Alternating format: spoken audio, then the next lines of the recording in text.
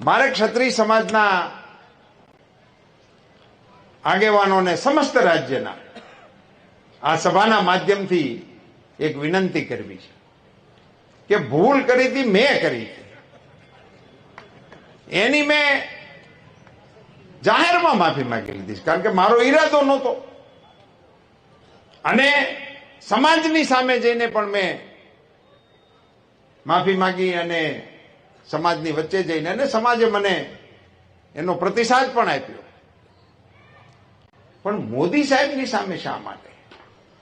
ક્ષત્રિય સમાજને મારે કહેવું છે કે તમે તમારા યોગદાનને યાદ કરો. આ રાષ્ટ્રના ઘડતરની અંદર તમારું કેવડું મોટું યોગદાન છે, પાર્ટીના વિકાસની અંદર તમારું કેવડું મોટું યોગદાન છે.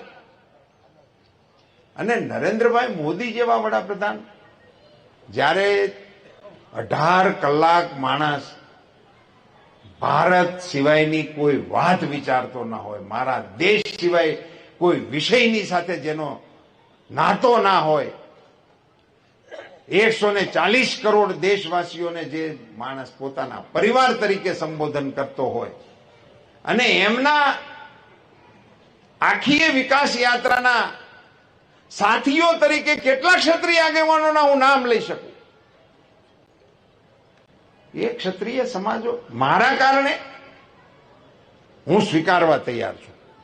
ચલો આપને એમ લાગતું હોય કે મારી ભૂલ છે, મેં તો સ્વીકારી છે, પણ મોદી સાહેબની સામે ક્ષત્રિય સમાજને ઉભો કરી દેવો એ મને એવું લાગે છે કે યોગ્ય મને નથી લાગતું. નરેન્દ્રભાઈ મોદી આજે વિશ્વના નેતા છે, આપણા દેશના નેતા છે. હું ક્ષત્રિય સમાજના અગ્રણીઓને વિનંતી કરવાના મતનો છું કે આપ સૌ મોદી સાહેબની સામેના આ આક્રોશને એમાંથી આપ પુનર્વિચાર કરો. આપ સૌ અગ્રણીઓને પણ મારી આગ્રહભરી વિનંતી છે કે સમાજના આગેવાનોની સાથે સમજણનો નવો સેતુબંધ બાંધવા માટેનો આપણે પ્રયાસ કરીએ. મિત્રો, ચૂંટણી માટે હું નથી કહેતો, હાર જીત માટેના વિષય માટેની આ વાત નથી.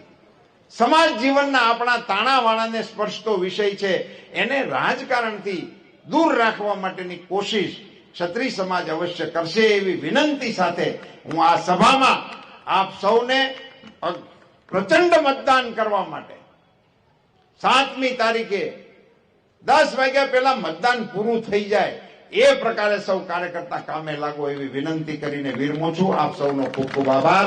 ભારત માતા કી જય શ્રી રામ. જય જય. ગુજરાતભરના તાજા સમાચાર મેળવવા માટે અમારી ગુજરાત નેશનલ ટીવી ન્યૂઝને સબસ્ક્રાઇબ કરો, બેલ આઇકોન પર ક્લિક કરો.